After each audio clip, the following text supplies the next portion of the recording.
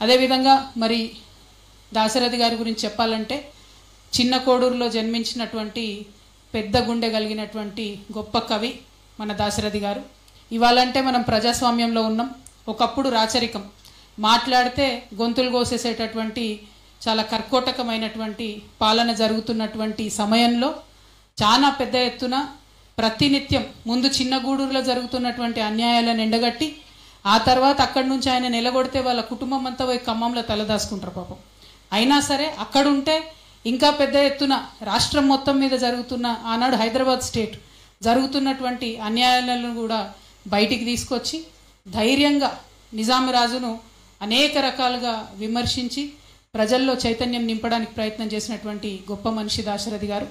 మరి చాలామంది ఇవాళ రేపు మనం చూస్తాం, వాళ్ళు ఎక్కడ కూర్చుంటే అక్కడ ఏసీ రూమ్లలో కూర్చొని అక్కడి నుంచే ప్రపంచాన్ని విశ్లేషిస్తుంటారు, అక్కడి నుంచే ఉద్యమాలకు సంబంధించి మాట్లాడుతుంటారు.